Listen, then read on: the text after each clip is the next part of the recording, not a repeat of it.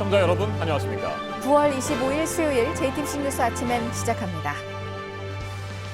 문재인 대통령이 한반도의 비무장지대 DMZ를 국제평화지대로 만들자고 제안했습니다. 문 대통령은 유엔 총회 연설을 통해 남과 북, 국제사회가 함께 비무장지대를 한반도 번영을 설계할 수 있는 공간으로 바꾸자고 강조했습니다. 그러면서 국제평화지대 구축은 북한의 안전을 제도적이고 현실적으로 보장하게 되고 한국도 항구적인 평화를 얻게 될 것이라고 설명했습니다. 유엔 총회 연설에서 문 대통령은 일본을 겨냥한 것으로 보이는 언급도 했습니다. 과거에 대한 성찰과 자유무역의 가치를 말했는데 그러면서 동아시아 공동체를 강조하는 화합 메시지도 함께 내놨습니다. 도널드 트럼프 미국 대통령이 유엔 총회 연설에서 북한의 엄청난 잠재력을 거듭 강조했습니다. 그러면서 그 잠재력을 실현시키기 위해서는 비핵화를 해야 한다고 말했습니다. 비핵화의 새로운 방법론이나 체제 보장과 관련된 언급은 하지 않았습니다. 지난해 연설과 비교하면 북한 관련 내용이 크게 줄었는데 북미 실무 협상 재개를 앞둔 상황을 의식한 것 아니냐, 이 같은 해석을 낳았습니다.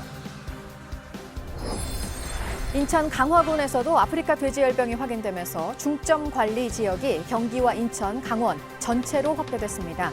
농가를 드나드는 차량을 통해 전염됐을 가능성을 포함해 지금까지 확진 판정이 나온 농장과의 역학관계를 정부가 조사하고 있습니다. 조국 법무부 장관과 가족들을 둘러싼 의혹을 수사하고 있는 검찰이 서울대 공익인권법센터 명의로 발급된 인권증명서에 대한 수사를 이어가고 있습니다. 조국 장관 부부가 사용한 컴퓨터의 하드디스크에서 지인들의 자녀 명의로 된 증명서가 발견되면서 조 장관 부부가 어떤 역할을 했는지 확인하고 있습니다. 파키스탄에서 발생한 규모 5.8의 지진으로 건물이 무너지고 도로가 깊이 1m 이상으로 갈라지면서 차량들이 파손됐습니다. 20여 명이 숨지고 300명이 넘는 부상자가 나왔습니다.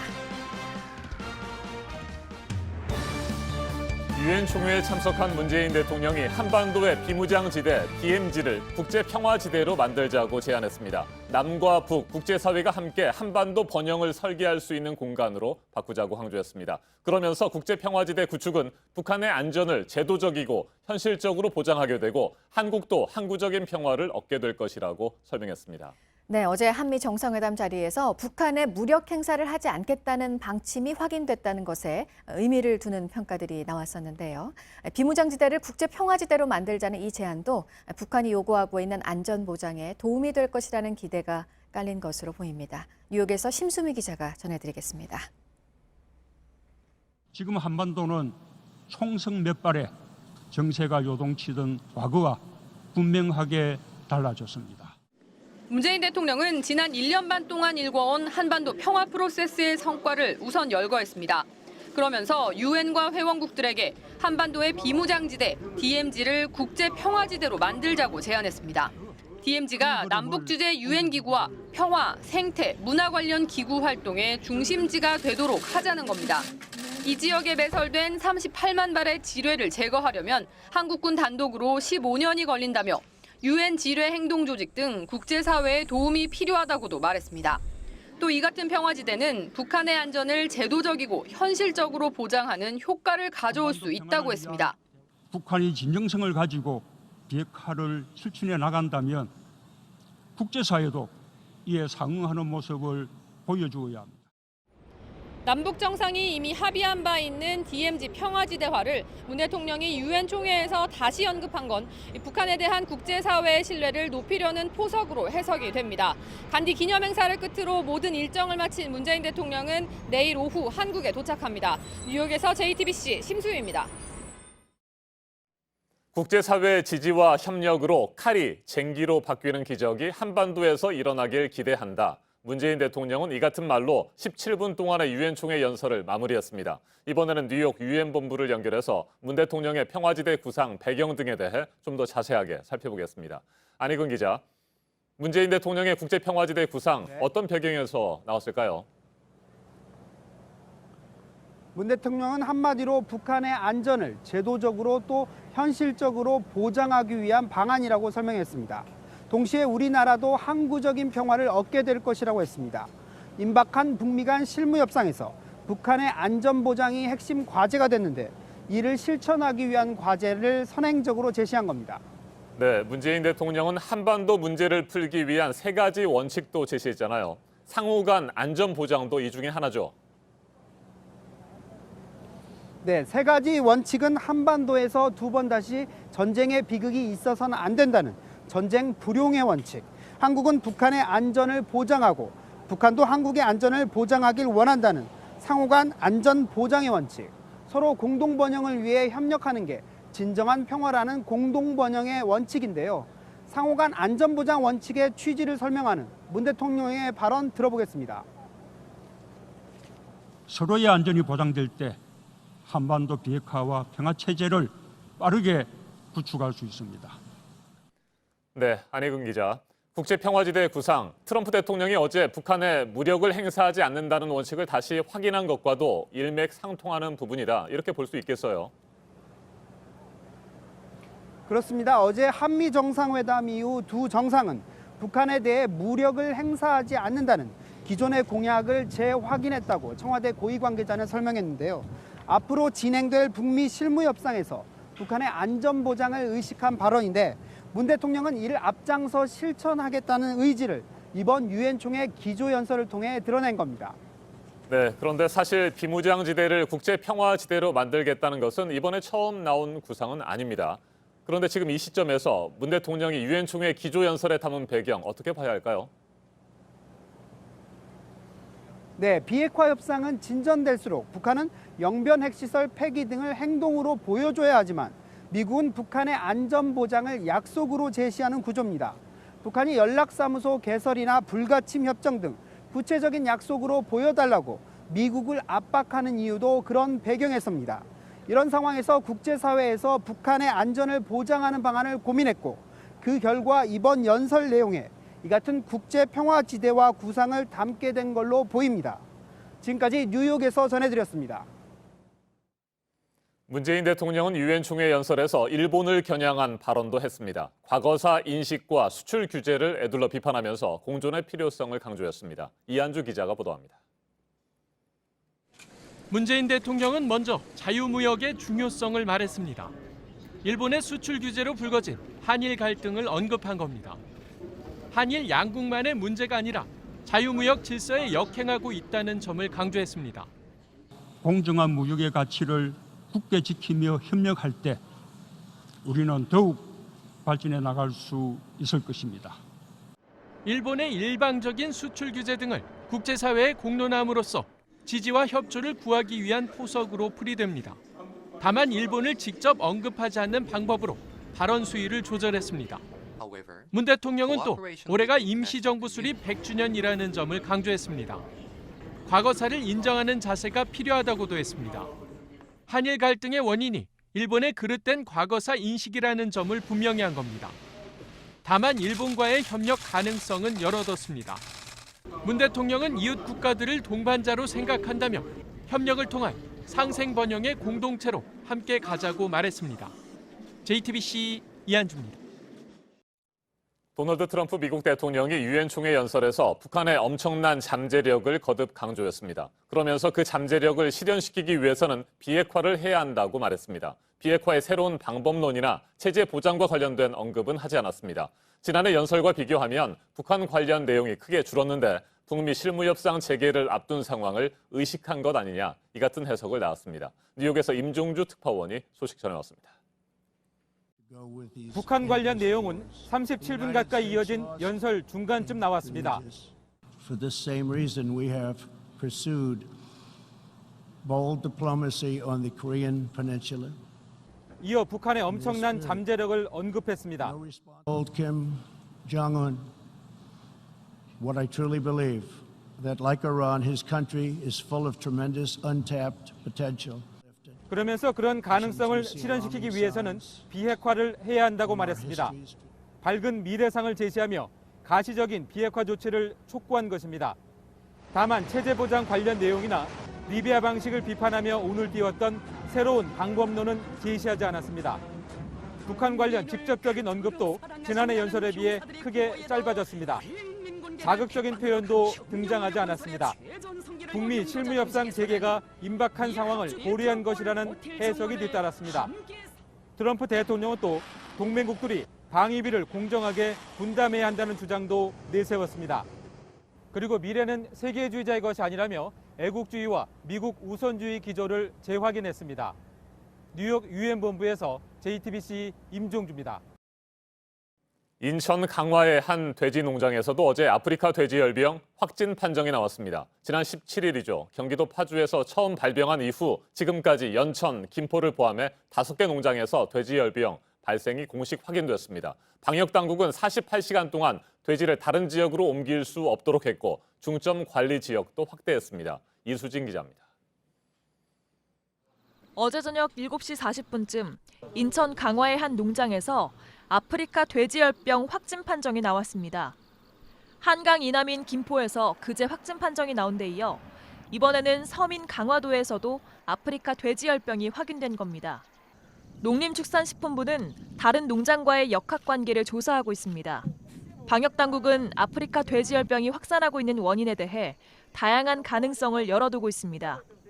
농가를 드나드는 차량을 통해 전염됐을 가능성, 그리고 잠복기 안에 한꺼번에 감염된 뒤 하나씩 확진 판정을 받았을 가능성 등을 모두 살펴보고 있습니다. 농식품부는 어제 낮 12시에 전국 일시 이동 중지 명령을 내렸습니다. 48시간 후인 내일 낮 12시까지 다른 시 도로, 돼지를 반출하거나 이동시킬 수 없습니다. 중점 관리 지역도 경기 북부에서 경기 전역과 인천, 강원도로 확대했습니다. JTBC 이수진입니다.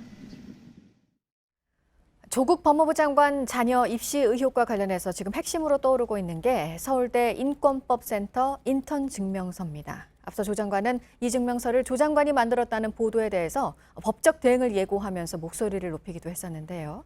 이 조 장관 딸과 함께 이 인턴 증명서를 발급받아서 지금 의혹을 사고 있습니다. 조 장관 딸 논문의 책임자자였던 단국대 장영표 교수 아들 측에서는 아들이 당시 고등학교 수업 중에 갑자기 서울대 세미나에 오라는 연락을 받고 갔다고 밝혔습니다. 김필준 기자입니다. 조국 법무부 장관 딸과 단국대 장영표 교수 아들은 2009년 서울대 인권법센터 인턴 증명서를 발급받았습니다. 장 교수는 조 장관 딸이 제1저자를 받은 논문의 책임 교수입니다. 그런데 2009년 당시 서울대 인권법 인턴과 관련해 장 교수 측은 이렇게 설명했습니다. 그날이 스승의 날이라 기억이 난다며 고3이라 바빠 죽겠는데 서울대에서 오라고 해서 갔다는 겁니다. 이어 담임 선생님한테 서울대 강연 들으러 가야 한다고 말해 수업을 빠질 수 있었다고 덧붙였습니다. 실제로 당시 행사 안내문에도 2009년 5월 15일 강연이 열린다고 적혀 있습니다. 그런데 인턴 증명서의 활동 기간은 2주가량으로 발급받은 것으로 전해졌습니다. 사실상 신청도 하지 않았는데 활동 기간보다 긴 인턴 증명서를 받은 겁니다. 이외에도 장 교수 아들은 조 장관의 연락을 받고 서울대에 갔다고 검찰에서 진술한 것으로 전해졌습니다. 이에 대해 조국 법무부 장관 측은 JTBC와 통화에서 딸이 인권동아리 회장이라 장 교수 아들에게 직접 권유해 데리고 갔다고 밝혔습니다. JTBC 김필주입니다. 한편 조국 장관 부부가 사용한 컴퓨터 하드디스크에서 이 단국대 교수 아들 이외에 조 장관 지인의 자녀 명의로 발급이 된 서울대 인권법센터 증명서도 발견이 된 것으로 파악됐습니다. 이어서 여성국 기자입니다. 검찰은 정경심 교수와 함께 동양대학교에 방문했던 증권사 직원 김모 씨를 통해 조 장관 자택 PC에 하드디스크를 제출받았습니다. 김 씨가 정 교수의 요청으로 교체해 자신이 이용하던 헬스장에 보관하던 하드디스크입니다. 그런데 이 하드디스크에서 조 장관 딸 이외에 다른 지인들의 자녀 명의로 발급된 서울대 공익인권법센터 인턴 증명서가 발견됐습니다. 이 증명서들 중에는 인턴 품앗이 논란이 제기된 단국대 의대 교수의 아들 것이 있었습니다. 또 조 장관의 대학 동기인 A 변호사의 자녀가 활동했다는 증명서도 나왔습니다. 조 장관 자택의 PC에서 다른 지인 자녀의 증명서들이 나오면서 증명서가 제대로 발급된 것인지 의혹이 제기되고 있습니다. A씨는 JTBC와의 통화에서 조 장관 자녀와 자신의 자녀가 알고 지낸 사이라며 고3 때 인턴 같은 것을 같이 했는지 증명서를 받았는지 구체적으로 알진 못한다고 말했습니다. 다만 A씨는 자신의 자녀는 국내 대학에 가지 않고 해외 대학에 진학했다며 증명서의 활용 여부에 대해선 말을 아꼈습니다. 조 장관은 엊그제 출근길에서 인턴 증명서를 조 장관 스스로 만든 걸로 보인다는 보도를 악의적인 보도라고 말했습니다. 저희 아이는 공익인권법센터에서 인턴을 했고 센터로부터 증명서를 발급받았습니다. 하지만 다른 학생들의 증명서에 대해서는 따로 입장을 밝히지 않았습니다. 검찰은 해당 증명서가 하드디스크에 저장된 경위를 조사하는 한편 조 장관 부부 중 누가 어떤 방식으로 관여한 것인지 추적하고 있습니다. JTBC 여성국입니다. 파키스탄 북부에서 난 지진 소식입니다. 지금 사망자가 20여 명, 또 부상자는 300명이 넘는 것으로 전해지고 있는데요. 곳곳에서 건물이 그대로 내려앉았고 도로는 1m가 넘는 깊이로 갈라져서 차량 사고가 이어졌습니다. 이한주 기자입니다. 도로가 쩍쩍 갈라진 채 내려앉았습니다. 차들은 폭격을 맞은 듯 부서졌습니다. 파키스탄 북동부 펀자브주 미르푸르에서 발생한 규모 5.8 지진의 위력입니다. 최소 22명이 숨진 가운데 부상자는 300명 넘게 늘고 있습니다. 한창 분주하던 오후 4시에 지진이 발생하면서 도로를 달리던 많은 차량들이 땅속으로 빨려 들어갔습니다. 진원 깊이가 10km로 얕다 보니 충격파가 지상으로 곧장 전달돼 피해가 커진 겁니다. 주택들이 부서졌고 송신탑과 전신주가 무너지면서 피해 복구도 지연됐습니다.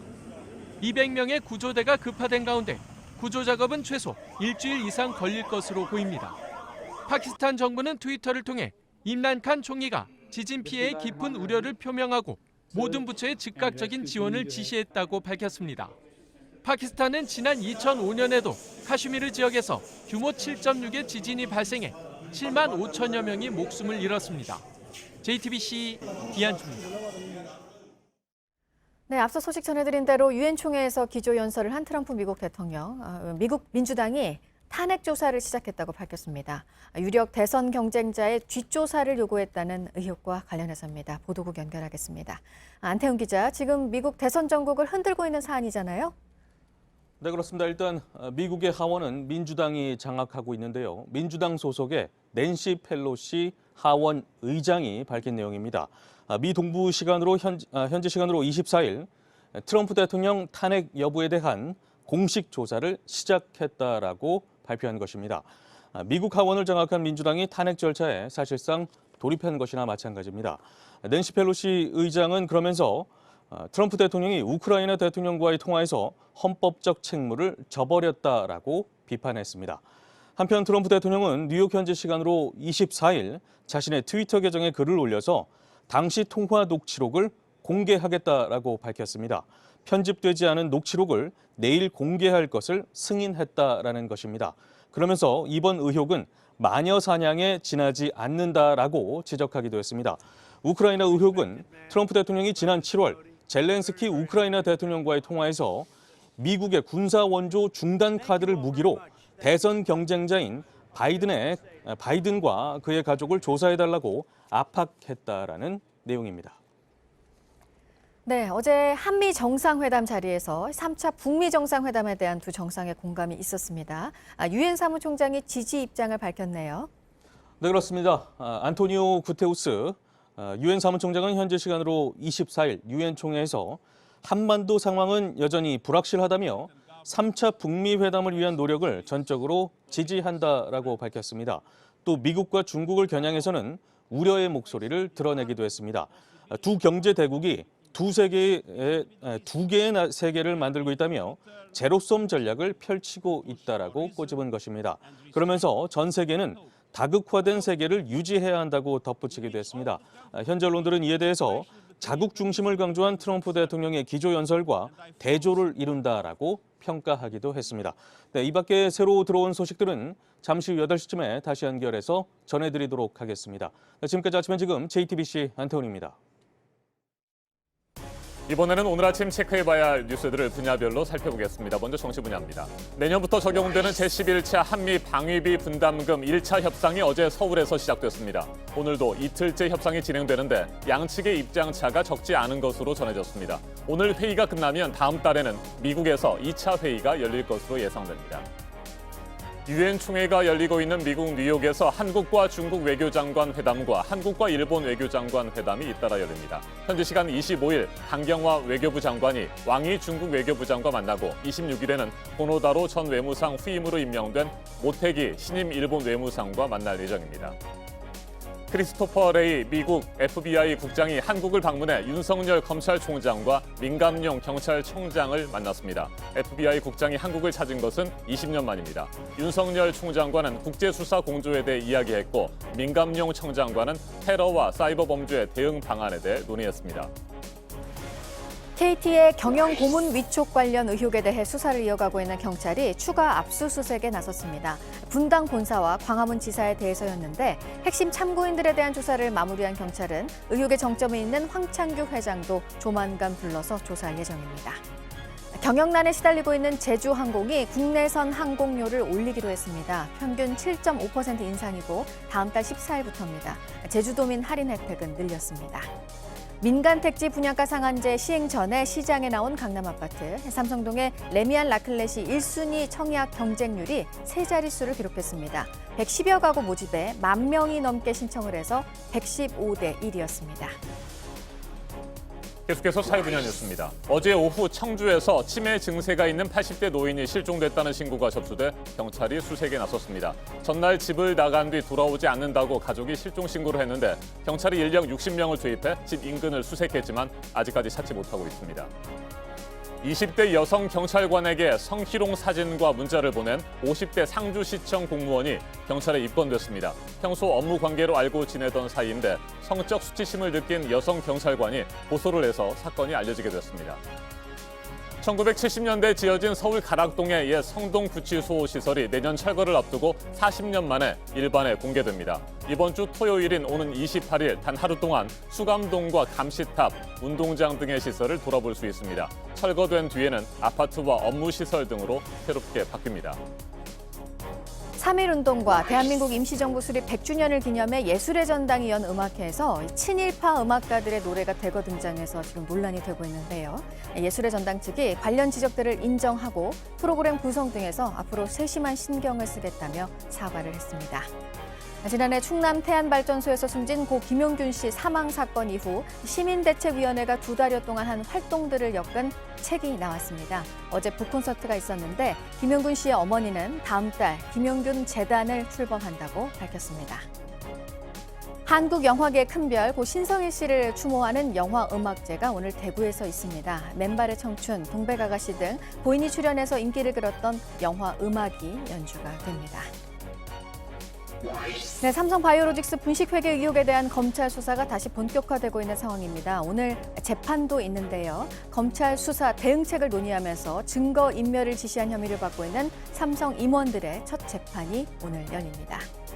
전국에 있는 검사들에게 자신이 추진하고 있는 검찰 개혁에 대한 의견을 묻는다는 이메일을 보낸 조국 법무부 장관.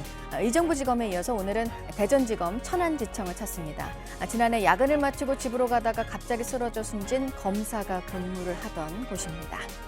오늘부터 4월 동안 서울 도심 곳곳에서 교통 혼잡을 예상하셔야겠는데요. 여의도에서 오늘 오후에는 전국 농민대회가 예정이 돼 있고 내일은 건설기계연합회 집회가 있습니다.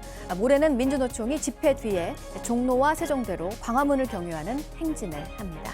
주목할 만한 분야별 뉴스들 체크해드렸습니다. 이어서 기상정보입니다. 오늘도 전국이 맑은 가운데 가끔 구름 많겠습니다. 현재 남부지방으로만 간간히 구름 지나는 모습이고요. 공기도 깨끗해서 청명한 하늘 펼쳐져 있습니다. 계속해서 일교차도 크겠습니다. 아침 저녁으로는 쌀쌀하고 낮 동안 평년 기온 웃돌면서 내륙 지역 중심으로 기온이 10도 이상 크게 벌어지겠습니다. 현재 출근길 곳곳 아침 안개가 짙게 끼어 있습니다. 세종시의 가시거리 80m, 경기도 여주가 110m 등으로 무척 짧아져 있습니다. 오늘 아침까지 강원 산지와 경북 북동 산지에는 서리가 내리는 곳이 있겠습니다. 농작물 관리에 유의하시기 바랍니다. 낮 동안 서울이 27도, 전주와 대구 26도, 광주가 25도로 어제와 비슷하거나 조금 더 오르겠고요. 북한도 북부 일부 지역을 제외하고는 우리나라와 비슷하겠습니다. 내일 오후 제주를 시작으로 금요일과 토요일 충청 이남 지역에 비 소식 들어 있습니다. 기상정보였습니다.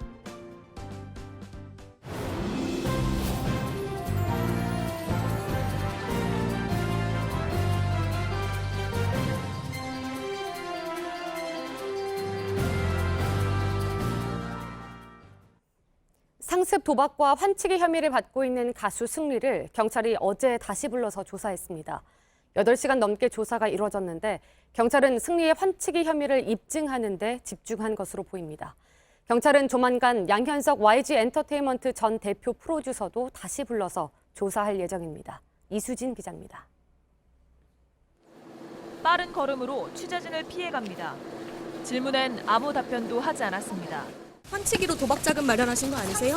도박은 지금 부인하고 계신 건데. 상습 도박과 외국환 거래법 위반 혐의를 받는 가수 승리는 어제 두 번째 조사를 받았습니다. 피의자 신분입니다. 지난 1차 조사 때 승리는 도박은 했지만 환치기는 하지 않았다고 진술한 바 있습니다. 환치기가 아니라 자신의 신용으로 돈을 빌렸다는 겁니다. 이를 입증하기 위해 승리는 경찰이 국내 계좌 거래 내역을 볼 수 있도록 조회 동의서를 제출하기도 했습니다. 경찰은 이번 조사에서 그동안의 진술과 자료를 토대로 환치기 혐의를 집중 추궁한 것으로 알려졌습니다.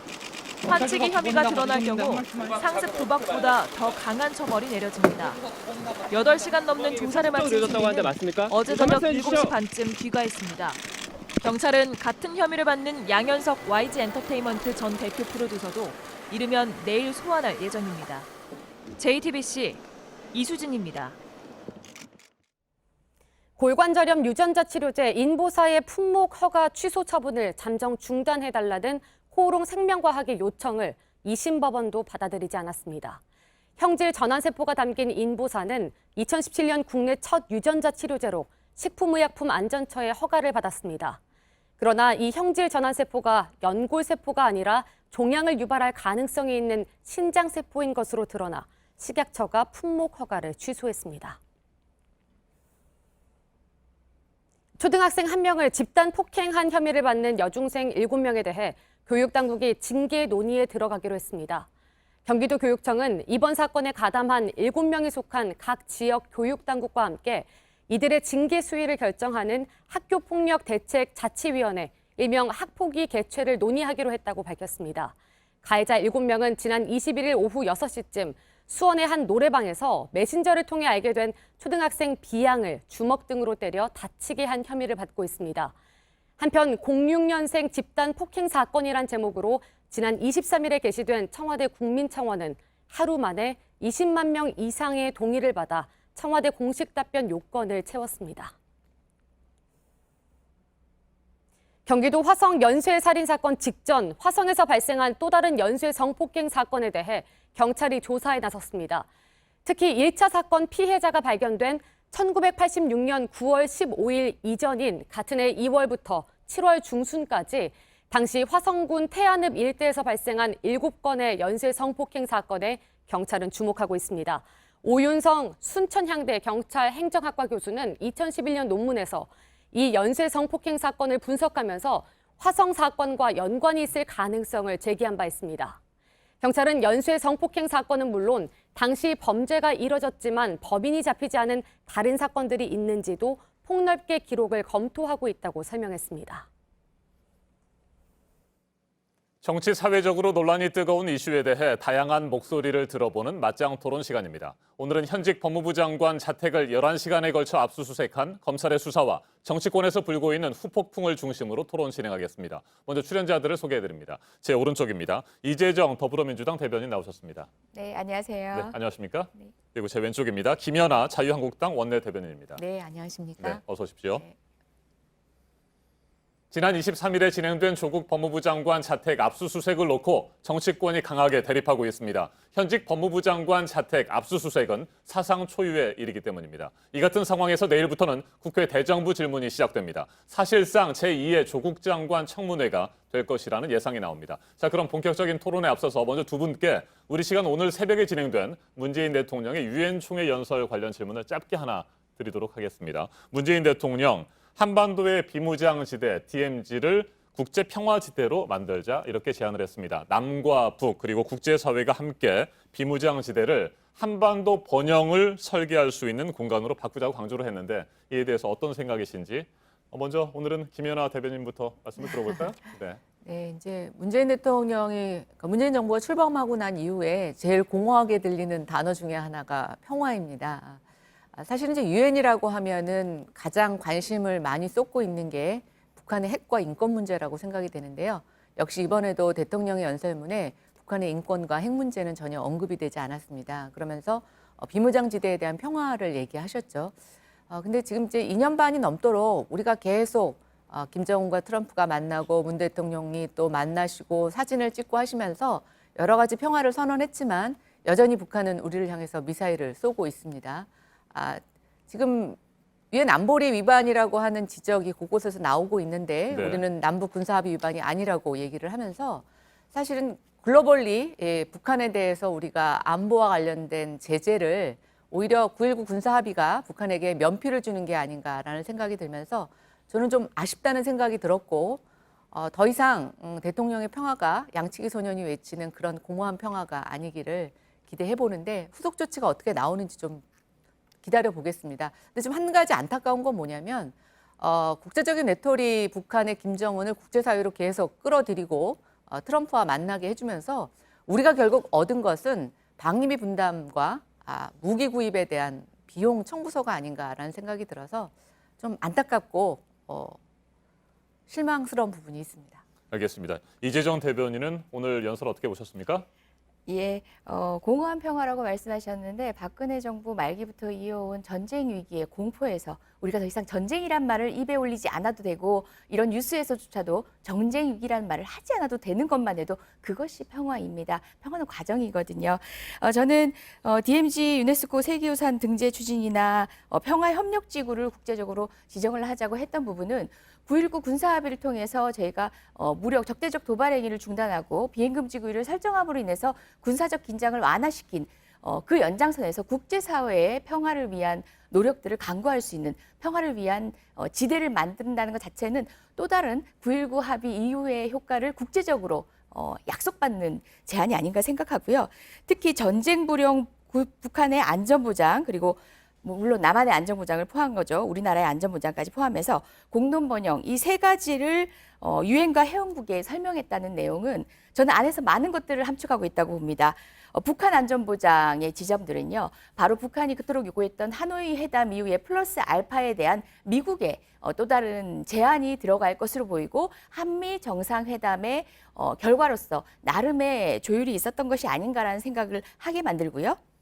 그다음에 전쟁 불용이라는 점은 전날 한미 정상회담을 통해서 트럼프 대통령과 이미 확인한 내용입니다. 이 세 가지 내용들은 결국 한미동맹 굳건함을 바탕으로 해서 전 세계가 참여하는 한반도 평화 프로세스의 시작임을 알리는 것이라고 저는 생각합니다. 뿐만 아니라 사실상 안보리 위반 얘기를 하셨는데요. 안전보장 이사회에 가장 주축이 되는 미국이 아니라고 했습니다. 뿐만 아니라 안전보장 이사회의 각 구성원들이 그간 1년의 북한의 미사일 행위 유감스럽지만 사실 국제사회가 합의했던 그런 방식의 제재 위반이나 미국과 합의했던 내용들의 위반은 아니라는 점은 명백히 하고 있습니다.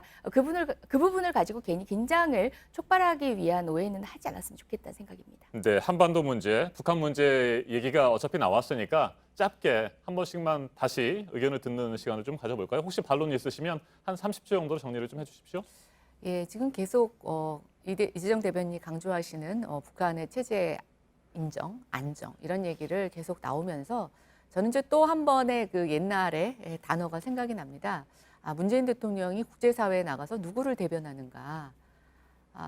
우리 지금 국내 굉장히 중요합니다. 그리고 전쟁에 대한 위험이 없어졌다고 얘기를 하시는데 미국과 북한의 장거리 미사일과 관련된 그런 전쟁의 위험은 많이 사라졌죠. 그러나 지금 북한은 단거리 미사일을 계속 쏘고 있습니다. 우리에게 경고를 하고 있는 거죠. 그리고 이렇게 평화회담이 있고 난 다음에 바로 나타나는 것은 김정은 위원장의 굉장히 강력한 발언이고 문재인 대통령을 비판하는 발언입니다. 우리가 언제까지 이렇게 북한에 대해서 참아야 되는지 잘 모르겠고 특히 문 대통령이나 민주당이 야당에 대해서 이렇게 좀 참아주시면 얼마나 정쟁이 없고 국내 정치가 평화로울까라는 생각이 들 만큼 아주 이제 김정은이 부럽습니다. 어떻게 그렇게 오래 참고 기다리시는지. 근데 제가 그 오래 참고 기다린 것에 대한 정말 대가가 있는 것인지 프로세스라고 얘기를 하셨는데요. 국민들에게는 장기적인 프로세스에 대한 희망도 중요하지만 단기적으로 일어나는 변화도 중요합니다. 이제 첫 해에는 전쟁에 대한 위험이 사라진 것을 갖고 성과라고 얘기하실 수 있겠지만 이제는 그것만 갖고는 안 된다고 생각이 됩니다. 비무장지대 평화의 지대로 만들겠다고 하시는데 거기서 지뢰로 두 발을 잃은 우리 군인이 전상으로 인정받지 못하는 그런 세상입니다. 네.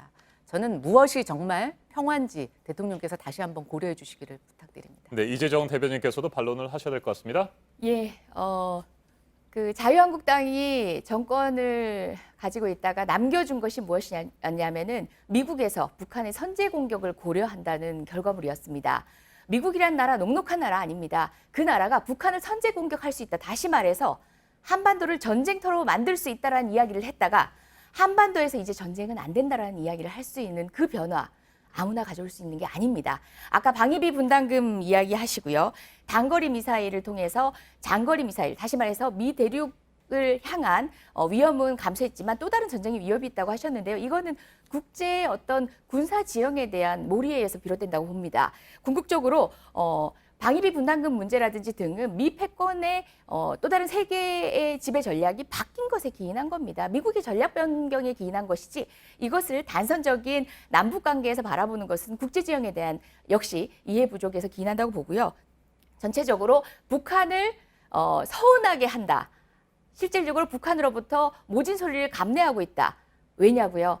전에도 말씀드렸지만 한미동맹을 더욱 굳건하게 우선으로 고려했기 때문입니다. 우리가 사실상 남북 문제에 있어서는 주체가 되어야 함에도 불구하고 어느 정도의 이니셔티브는 미국에게 줄 수밖에 없었던 것은 굳건했던 한미동맹에 미국에 우선권을 줄 수밖에 없었던 외교적인 어떤 고려였기 때문입니다. 하지만 네. 문재인 대통령은 이번 유엔 기조연설을 통해서 밝혔듯이 한반도 평화 문제의 주체임을 굳건히 인식하고 있고 그리고 또 트럼프 대통령과도 당당하게 그 부분에 있어서의 노력들을 인정받았다고 봅니다. 네, 제가 오늘 곧바로 조국 장관 자택에 대한 압수수색에 대해서 질문을 드리지 않았던 것은 처음부터 너무 두 분이 치열하게 맞붙지 않을까 그런 우려 때문이었습니다. 그래서 비무장지대를 국제평화지대로 만들자라고 하는 질문을 드렸고 이 부분에 대해서는 의견차가 조금 작지 않을까 이런 생각을 해봤습니다만 역시 이 문제에 대해서도 두 분의 생각차는 큰 것 같습니다. 자, 그렇다면 본격적인 질문을 드려보도록 하겠습니다. 조국 법무부 장관 자택이 사상 초유의 일입니다. 압수수색을 당했습니다. 이틀 전입니다. 이에 대해서 어떻게 생각하십니까? 네, 대통령은 대통령이 할 일을 하고 검찰은 검찰의 할 일을 하고 또 국회는 국회의 할 일을 하는데 정말 할 일을 하고 있는 것은 대통령밖에 없는 것 같습니다. 검찰은 할 일을 하는데 제대로 못하고 있는 것 같습니다. 검찰의 압수수색 예상했느냐는 질문을 많이 받고 있는데요. 예측은 했습니다. 통상의 법률적인 어떤 관점에서 수사의 프로세스에서 본다면은 사실 있을 수 없는 일이었지만 그간의 검찰의 행태를 보면 그와 같은 방식의 여론을 오도하기 위한 적절한 그러니까 결론에 짜맞추어지기 위한 적당한 수사 프로세스가 필요했을 지점이다라는 인식은 했었고 그래서 당황하진 않았습니다. 하지만 우리 검찰이 왜 이렇게 되었는가? 정말 20여 명의 특수부 정말 베테랑 검사들이 투입되고 60여 명의 수사관, 검찰 수사관들이 투입된 결과가 표창장 관련한 공소직이었습니다. 6명의 수사 인력들이 들어가서 가정집을 하루 종일 털어냈습니다. 중화 요리까지 시켜 먹어가면서 굉장히 이례적인 것이었습니다. 통상 이런 정도의 범죄 사실 정말 힘껏 검찰이 주장대로 인정한다 손치더라도 10억 남짓의 금액에 불과한 상황. 이건 인정할 수 없는 범죄 사실임에도 불구하고 이미 드러났고 혐의점을 벗은 것에 가깝다고 생각하지만 인정한다 손치더라도 10억 가까운 돈에 이 정도의 수사 인력이 투자된다? 정말 이례적입니다. 여전히 그 이례적인 것의 의도에 대해서는 검찰의 수사 의지, 그냥 수사할 것에 대한 묵묵히 자기의 길을 걸어가는 검찰의 역할이 아니라 수사 의지의 그 끝에는 검찰 개혁을 단호히 맞서며 거부하겠다라는 의지로밖에 읽혀지지 않는 대목이었습니다. 네, 김연아 대변인은 이번 검찰의 압수수색 어떻게 평가하십니까? 저는 지금 검찰이 검찰의 일을 하고 있다고 생각이 됩니다. 그런데 정말 여당과 청와대가 검찰 수사에 대해서 여러 가지 형태로 압력을 넣고 있죠. 이재정 대변인께서 10억이라고 얘기하셨는데 지금 이 사건은 수사 중입니다. 10억의 횡령이 있었는지 또 그것을 좀 돌려받는 과정에서 뇌물이 있었는지 이게 얼마로 늘어날지는 아무도 모르죠. 그런데 지금 여당인 더불어민주당에서 이걸 10억이라고 규정 짓고 있습니다. 그리고 어제 시켜 드신 집에서 조국 장관 압수수색에서 시켜 드신 음식은 중국 음식이 아니고 한식이라고 업데이트가 되었습니다. 그새 그 정보를 모르신 것 같은데 뭐를 시켜 먹었느냐가 중요한 게 아니고요. 왜 거기서 그렇게 오래 머물렀느냐. 그 내용을 들어보시면 압수수색은 장소를 지정해서 들어간다고 합니다. 근데 갔더니 물건이 없어서 옆에 다시 구속영장을 받아서 처리하느냐고 이제 시간이 걸렸다고 하는데 정경심 교수는 이미 여러 차례 증거인멸의 징후가 있었고 실제로 그런 일들을 했습니다. 저는 이번에 압수수색 과정에서 쭉 보면서 은행에서 프라이뱅킹 하시는 분들이 정말 이 기득권층의 의리구나 이런 생각을 했습니다. 심지어는 조국 교수 아들이 하드디스크를 사다 달라고 부탁을 했다고 하는데 은행의 프라이뱅커들이 그런 일까지 하는지 좀 굉장히 의아했고요. 그 과정에서 얼마나 많은 사전부터 증거인멸의 정황이 있었고 그게 사실로 드러나고 있습니다. 또 하나 제가 좀 굉장히 분노스러운 건 국민의 마음을 대신해서 전해드립니다. 기자간담회와 청문회상에서 조국 장관이 얘기했던 것들이 하나둘씩 지금 거짓말로 드러나고 있습니다. 국민들은 이 화를 참기가 너무 어렵다고 합니다. 요즘 조국 장관을 빌어서 뭐라고 얘기하느냐? 분노 유발자라고 합니다. 화병 유발자라고 합니다. 어떻게 그렇게 뻔뻔하게 대응하시는지 잘 모르겠고요. 가족에 대해서는 자기는 모르겠다, 수사 보고 안 받는다 얘기하면서 본인 집에서 서울대 그 법인권센터의 표창장, 수조장, 인턴 증명서 같은 것들 파일로 나왔다고 하니까 뭐라고 그러셨냐면 과장된 보도라고 얘기를 하시더라고요. 허위 보도라고 얘기하시진 않더라고요. 과장된 보도라고 얘기를 하고 계십니다. 뭔가 지금 찔리는 구석이 있는데 뭐 한 사람이 성낸다고 지금 굉장히 적반하장을 보이고 있습니다. 더 이상 저는 많은 인력이 투입되는 거는요. 조국 장관 수사 빨리 끝나야 됩니다. 국민들이 화병이 나서 죽겠다고 합니다. 빨리 끝나야 되고요. 조국 장관이 법무부 장관으로 있으면서 인사권을 행할 수 있습니다. 이 수사에 대해서 언제든지 이 수사팀들을 바꿀 수 있다는 여지가 있다고 보면 저는 많은 인원이 들어가서 이 수사 빨리 끝내야 된다고 생각합니다. 네, 이해찬 대표 정말로 말도 안 되는 상황이다, 어이없다 이런 식의 반응을 어제도 내놨습니다. 더불어민주당 검찰을 피의사실 공표 혐의로 경찰에 고발하는 방안을 검토하겠다 이렇게 밝혔는데 실제 네. 그럴 생각이십니까? 안 하는 게 이상하죠. 피의사실 공표와 관련된 공보준칙과 관련해서 언론은 언론의 자유라고 이야기했지만요. 국민의 알 거리라고 이야기했지만 그거는 본질을 오도하는 겁니다. 형법 126조는 피의사실 공표죄를 정하고 있습니다. 어떤 것을 피의사실 공표를 할 건지는 법이 말하고 있는데요. 사실은 공보준칙이라는 자체가 형법상에 제외될 것을 정하는 하위법령, 그것 자체가 사실은 무용한 것입니다. 다만 사회적 합의를 하자는 제안이었던 것입니다. 제가 볼 때는 국민의 알 권리와 언론의 표현의 자유가 검찰이 정해주는 대로, 검찰이 여론을 호도하고 싶어서 순서를 정해주는 대로 받아쓰는 것이 자유라면 그건 너무 허망하지 않습니까? 관련해서 여러 가지 고민들이 있었습니다. 집권 여당이라는 무거운 책임감도 있었기 때문에 고민은 했지만 원칙은 원칙대로 하는 것이 합당하다는 생각이고요. 물론 그 여러 가지 쏟아지는 피의사실 공표 내용들과 관련해서 경중을 가려볼 예정입니다. 지금 현재 수사기관의 수사에 대해서는 국민의 상당수가 심지어 조국 장관의 임명에 대해서 반대했다라고 하는 그런 여론 지형이 나올 때조차도 검찰 개혁의 필요성이나 조국 장관의 검찰 개혁에 대한 의지에 대한 신뢰 부분은 여론조사 그 포션이 높습니다. 비율이 높습니다. 그 부분이 왜 그렇겠습니까? 수사의 부당성을 국민은 알고 있는 겁니다. 꼴대를 옮겨가는 수사. 겨우 전 국민을 입학사정관으로 만들어버리는 초기 기소부터 시작해서 지금 현재 코링크 피의 실소유주가 익성이라고 나타나자마자 다시 공익법센터로 꼴대를 옮깁니다. 이와 같은 검찰의 수사가 우리나라 수사기관, 검찰에 대한 국민의 신뢰를 떨어뜨리고 있고 검찰개혁의 필요성을, 그 절박함을 국민이 느끼게 하고 있습니다. 네, 자유한국당은 조국 장관에 대한 직무 효력정지 가처분 신청을 헌법재판소에 제출을 했습니다. 네. 이게 실제로 가능하다고 보십니까? 그것이 가능한지 안 가능한지보다는 저희의 이런 정치적 행위가 더 중요하다고 생각이 됩니다. 지금 조국 장관 수사에 대해서 피해사실 공표에 민주당이 지금 고발을 하겠다고 나오고 있습니다. 조국 장관은 100명이 넘는 국회의원들을 지금 대변인단, 변호인단으로 쓰고 있는 것입니다. 이 정부 들어서 피의사실 공표로 또 별건 수사로 스스로 목숨을 끊으신 분들이 계십니다. 그분들이실 때는 민주당 뭐 하셨나요? 조국 장관이 본인을 보호하기 위해서 고발한다고 하면 그것도 좀 파렴치하지만 그나마 이해가 됩니다. 그런데 조국 장관 수사에 여당이 나서서 고발을 한다. 정말 국민이 웃을 노릇이라고 생각이 되고요. 아까 여론조사 얘기하셨는데 민주당은 얼마나 자기에게 편리한 여론만 받아들이는지 이제 국민들은 다 압니다. 조국 장관 임명에 반대 50%가 넘는데도 무시하시고 임명 강행하셨습니다. 그런데 지금 와서 뭐 여러 가지 갈라치기 설문조사에서 조국 장관의 검찰 개혁에 동조하는 국민들이 많다고요? 그런 말씀 저는 하시면 안 된다고 생각이 됩니다. 또 지금 이런 프레임을 제가 좀 드리고 싶은데 조국 장관에 대해서 반대를 하면 검찰 개혁의 반대 세력이다. 저는 그렇게 생각하지 않습니다. 검찰 개혁해야 됩니다. 그러나 국민들이 반대하는 것은 조국, 뻔뻔스럽고 거짓말쟁이고 피의자인 그리고 많은 범죄에 연루되어 있는 조국이 하는 검찰 개혁을 반대할 뿐입니다. 그것을 제가 이 자리에서 국민을 대신해서 전달해 드립니다. 네.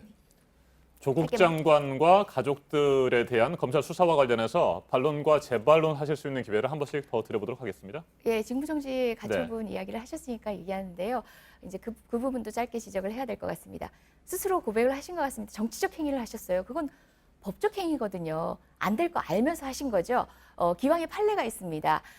국회 인사청문회 의견을 무시하고 임명한 장관과 관련한 직무정지 가처분 신청 이미 기각된 사례가 있습니다. 판례에 의하더라도 율사들 출신 두 분이 공교롭게도 당대표, 원내대표 하시는데 사실상 정치적 행위를 하신 걸로 알겠습니다. 지금 현재 민주당이 피의사실 공표와 관련해서 고발을 한다는 것에 대해서 이야기를 하시는데요. 나경원 원내대표의 개인 비리에 대해서 문제 제기를 한 시민단체 사람들을 고발을 한 것. 다른 주체가 아니라 자유한국당입니다. 자유한국당의 법률지원단이 공적인 국가부조금을 받으면서 운영하는 법률지원단이 조력을 하고 있습니다. 그분도 한번 지적해드리고요. 제가 누차 말씀드렸지만 분명히 같은 여론조사입니다. 조국 장관에 대해서 반대 여론이 높은 동일한 조사기관의 여론조사 상황, 문항, 다른 문항에서 검찰 개혁에 대한 국민 여론이 더 높았습니다. 저희가 분명히 그건 말씀을 드리고요. 다른 시점에 어떤 것을 우리에게 유리하게 다른 조사기관의 다른 결론을 유리하게 끌어댄 게 아니라 같은 여론조사기관의 같은 시기, 같은 날의 여론조사에 대해서 말씀을 드릴 정도로 사실은 조국 장관에 대해서 임명에 반대한다는 것 역시도 당시 그렇게 융당 폭격 같은 언론 보도에 비하면 그 정도면 정말 국민들은 선명한 정보를 진실된 정보를 제대로 들었다라면 오히려 이해할 수 있지 않았을까라는 추측을 하게 만드는 대목이었습니다. 네. 제가 요즘 이제 민주당과 또 민주당을 지지하시는 분들의 이렇게 행동을 보면서 좀 안타깝게 생각하는 게 있습니다. 누가 무슨 일을 했느냐라고 했을 때 사실 우리가 좀 주목해야 되는 것은 그것이 범죄 행위냐 아니냐라고 하는 행동의 문제입니다.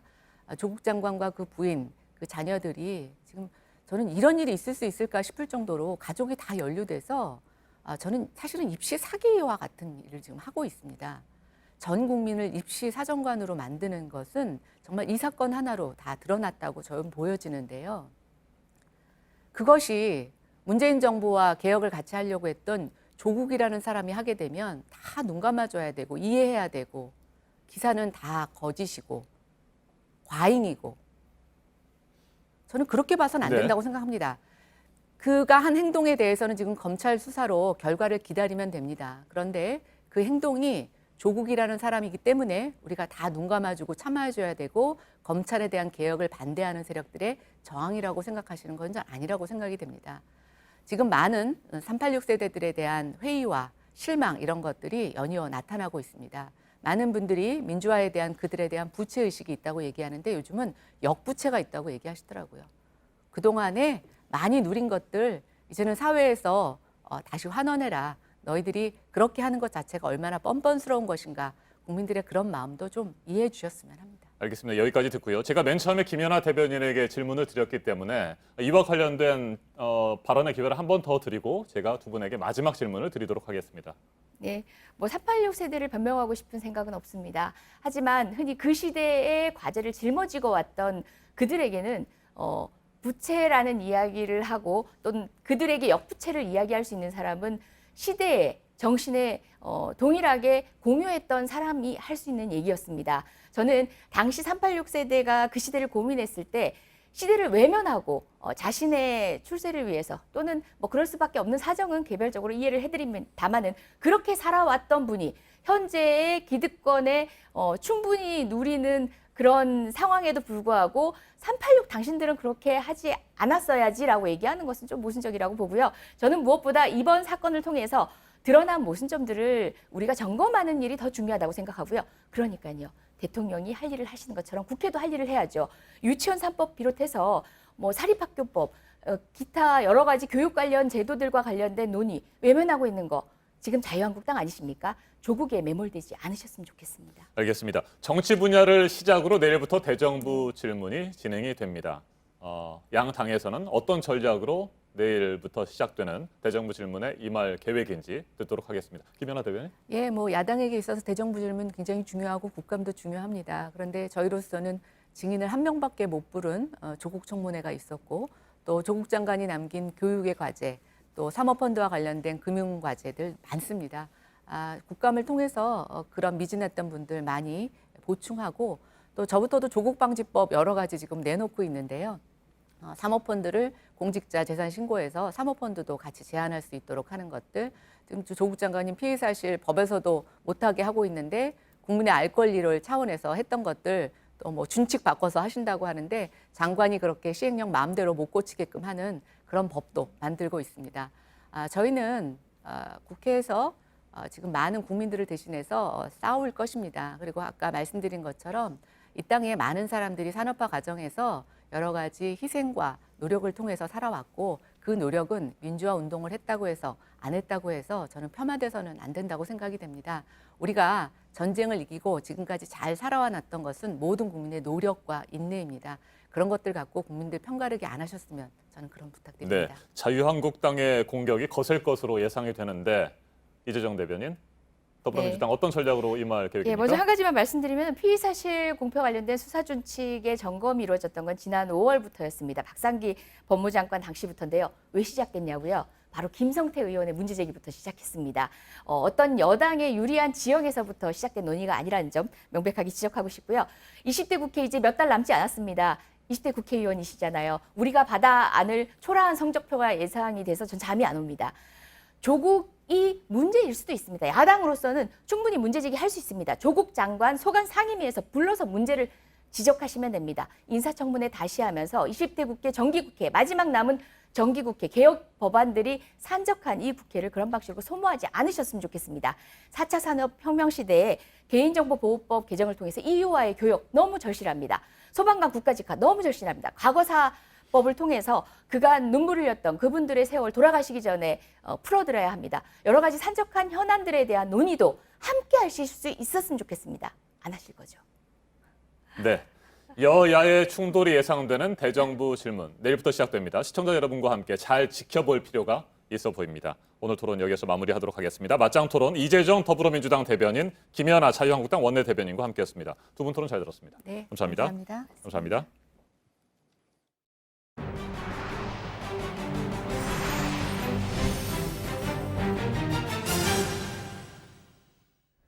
두 명의 목숨을 앗아가고 47명의 부상자를 낸 김포 요양병원 화재 사고, 경찰과 소방당국의 합동 감식이 곧바로 진행이 됐습니다.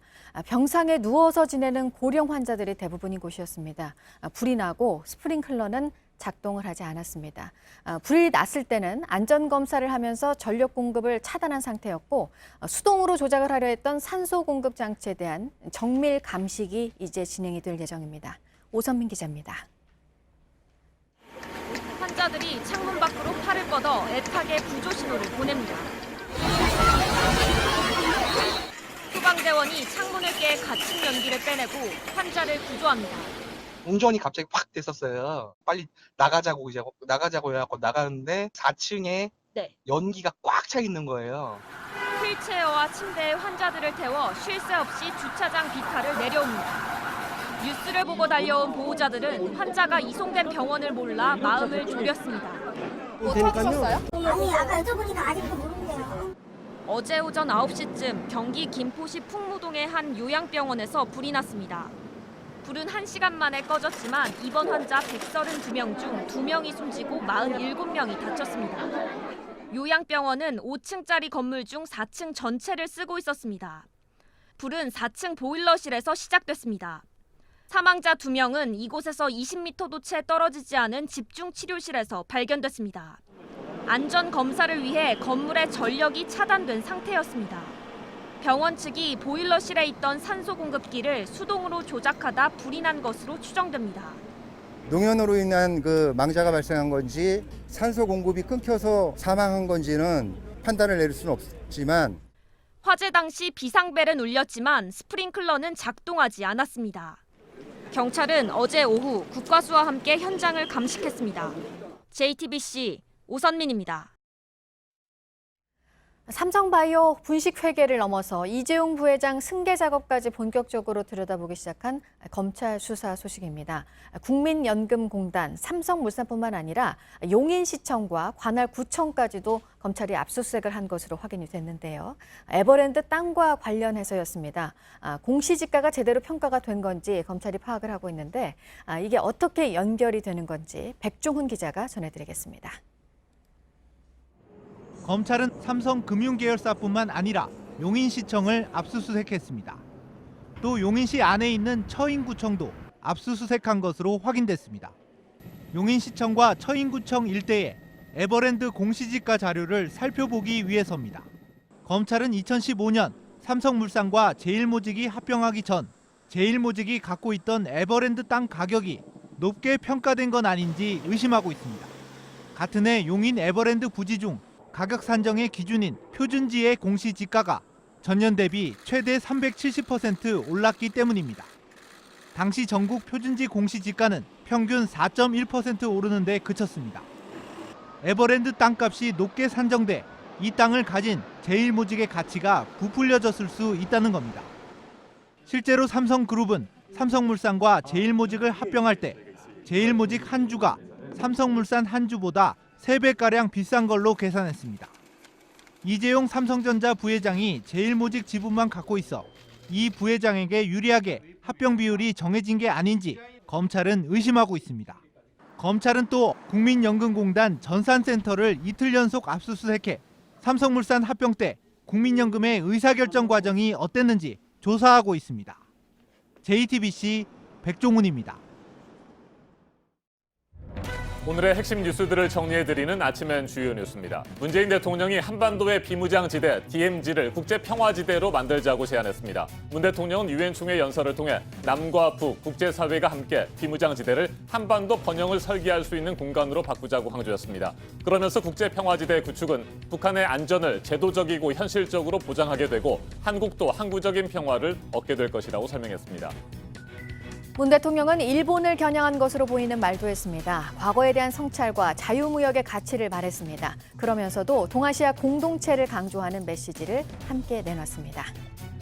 도널드 트럼프 미국 대통령이 유엔 총회 연설에서 북한의 엄청난 잠재력을 거듭 강조했습니다. 그러면서 그 잠재력을 실현시키기 위해서는 비핵화를 해야 한다고 말했습니다. 비핵화의 새로운 방법론이나 체제 보장과 관련된 언급은 하지 않았습니다. 지난해 연설과 비교하면 북한 관련 내용이 크게 줄었는데 북미 실무협상 재개를 앞둔 상황을 의식한 것 아니냐, 이 같은 해석을 낳았습니다.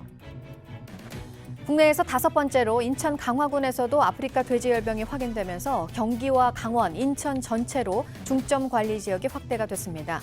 섬에서까지 발병이 된 것과 관련해 확진 판정이 나온 김포와 연관이 된 건지 역학관계에 대한 조사도 진행되고 있습니다. 조국 법무부 장관과 가족들을 둘러싼 의혹을 수사하고 있는 검찰이 서울대 공익인권법센터 명의로 발급된 인턴 증명서에 대한 수사를 이어가고 있습니다. 조국 장관 부부가 사용한 컴퓨터의 하드디스크에서 지인들의 자녀 명의로 된 증명서가 발견되면서 조 장관 부부가 어떤 역할을 했는지 확인하고 있습니다. 파키스탄 북부에서 규모 5.8의 지진이 발생해 20여 명이 숨지고 300여 명의 부상자가 나왔습니다. 진원 깊이가 10km로 얕아서 피해가 컸습니다. 내년부터 적용되는 제11차 한미 방위비 분담금 1차 협상이 어제 서울에서 시작됐습니다. 오늘도 이틀째 협상이 진행되는데 양측의 입장 차가 적지 않은 것으로 전해졌습니다. 오늘 회의가 끝나면 다음 달에는 미국에서 2차 회의가 열릴 것으로 예상됩니다. 경찰이 KT의 경영고문 불법 위촉 의혹을 들여다보기 위해 3번째 압수수색에 나섰습니다. 황창규 회장도 다음 달 안으로 소환돼서 배임과 뇌물죄 등 혐의에 대해서 조사를 받을 것으로 보입니다. 삼성바이오로직스 고의 분식회계 의혹에 대한 증거를 인멸하도록 지시한 혐의를 받고 있는 삼성전자 부사장 등 삼성 임원들에 대한 첫 재판이 오늘 열립니다. 분리해서 진행했던 피고인 8명에 대한 사건을 재판부가 병합했습니다. 지금까지 아침엔 주요 뉴스 정리해드렸습니다. 나는 여기가 아니라 바다 반대편 학교에 있어야 한다. 당신들이 빈말로 내 어린 시절과 내 꿈을 앗아갔다. 스웨덴 출신의 청소년 환경운동가 그레타 툰베리가 뉴욕 유엔본부 기후행동 정상회의에서 격정적인 어조로 세계 지도자들에게 기후변화의 책임을 물었습니다. 기후변화 회의론자인 도널드 트럼프 미국 대통령은 밝은 미래를 고대하는 매우 행복한 소녀라며 조롱 섞인 트윗을 날렸습니다. 이재승 기자가 보도합니다. 10대 청소년 환경운동가 그레타 툰베리가 뉴욕 유엔본부에서 열린 기후행동 정상회의에서 세계 지도자들에게 기후변화의 책임을 물었습니다. I shouldn't be up here. I should be back in school on the other side of the ocean. You have stolen my dreams and my childhood with your empty words.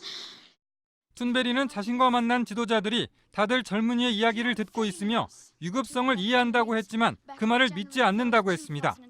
툰베리는 정상회의 직후 다른 청소년 15명과 함께 독일, 프랑스, 브라질, 아르헨티나, 터키 등 5개 나라가 아동 권리 조약에 따른 의무사항을 지키지 않았다며 유엔에 제소했습니다. 이들 국가가 기후위기를 해결하기 위한 적절한 행동을 취하지 않음으로써 자신들의 인권을 침해했다고 주장했습니다. 앞서 툰베리는 요트를 타고 대서양을 건너 뉴욕항에 도착했습니다. 탄소 배출을 줄이자며 비행기를 타지 않고 요트를 이용한 겁니다.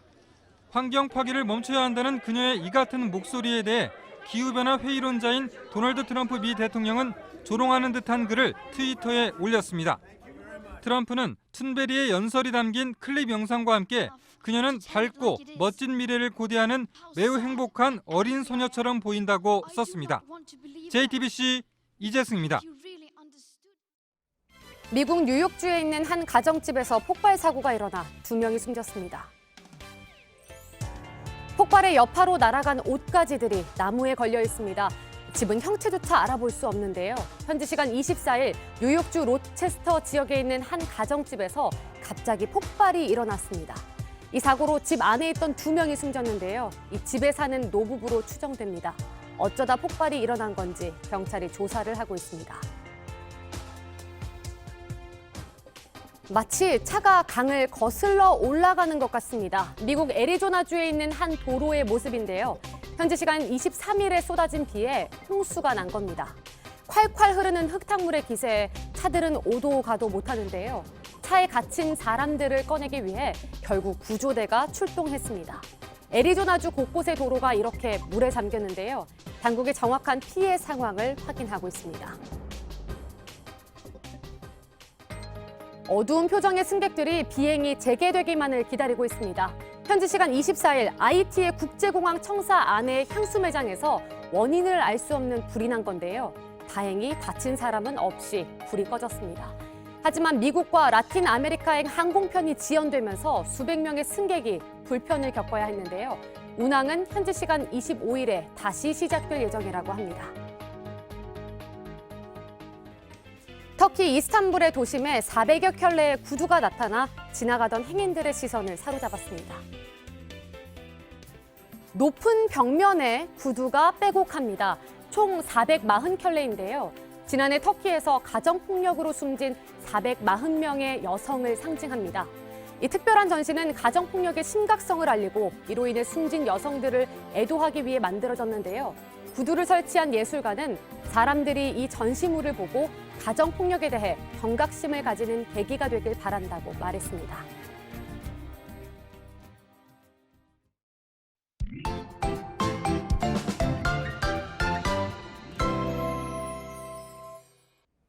어제 낮에는 기온이 꽤 올라갔지만 역시 아침 저녁으로 쌀쌀한 기온이 감돌고 있습니다. 오늘 아침에는 구세타 짙은 안개도 꼈습니다. 자세한 기상 정보 살펴보겠습니다.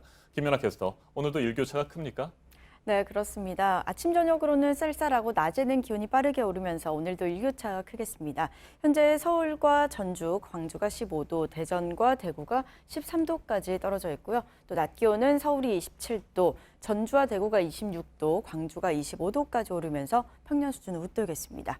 이렇게 일교차가 큰 가운데 특히 내륙 지역 중심으로 10도 이상 벌어지는 곳이 많겠습니다. 건강관리 잘해주셔야겠습니다. 네, 서울은 27도까지 올라가면 오늘 낮에도 꽤 덥다 뭐 이런 느낌을 가질 것 같습니다. 네, 평년 기온보다 높은 기온 보일 것으로 예상됩니다. 이렇게 일교차가 큰데 하늘은 정말 맑고 깨끗합니다. 요즘 하늘을 올려다보면 기분이 좋다는 분들 많은데 오늘 하늘은 어떻습니까?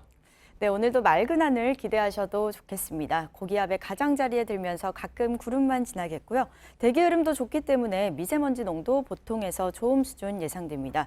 이렇게 현재 위성 영상 보시면 남부지방으로만 간간히 구름이 지나고 있습니다. 지역에 따라서 예쁜 구름도 만나면서 청명한 가을 하늘 즐길 수 있겠습니다. 네, 구름은 거의 없는데 짙은 안개가 낀 곳들이 많습니까? 네, 밤사이 지표면 기온이 뚝 떨어지면서 오늘 아침 내륙 지역 중심으로 안개가 짙게 끼어 있습니다. 현재 경기 남부와 충청, 남부 내륙 곳곳에서 시정이 좋지 않은데요. 가시거리 500m 미만으로 무척 짧기 때문에 안전운전 하셔야겠습니다. 출근길 속도 줄이고 사고 없도록 유의하셔야겠습니다. 네, 17호 태풍 타파가 한반도를 빠져나간 뒤에는 비도 오지 않고 맑은 날씨가 이어졌는데 내일과 모레 비 소식이 있습니까? 네, 그렇습니다. 제주 남쪽 해상에서 북상하는 기압골의 영향으로 내일 오후부터 제주에 비 소식이 있습니다.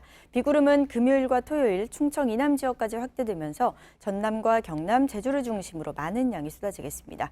비가 오지 않는 지역도 다소 흐리겠고요. 이후 일요일부터는 다시 맑은 하늘 드러나겠습니다. 네, 토요일과 일요일 주말 날씨는 괜찮군요. 네, 기상 정보 잘 들었습니다. 김연아 캐스터 수고했습니다.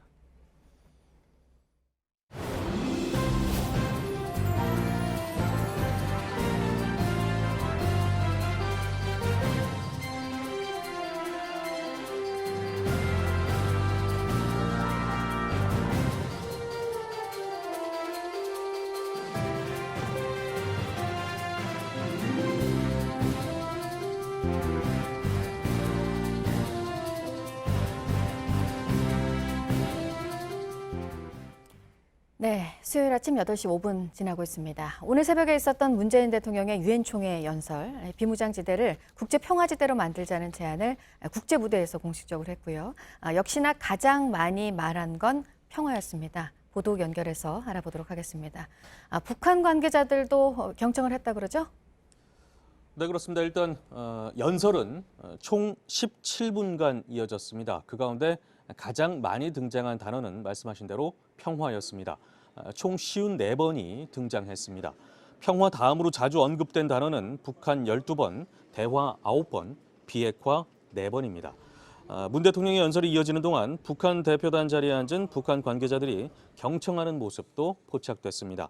한편 정의용 청와대 안보실장은 뉴욕 현지 시간으로 24일 로버트 오브라이언 백악관 신임 안보보좌관하고 면담을 하기도 했습니다. 양측 간 긴밀한 소통과 협력을 지속하기로 했고요. 빠른 시일 안에 다시 만나기로 했다고 고민정 청와대 대변인은 밝혔습니다.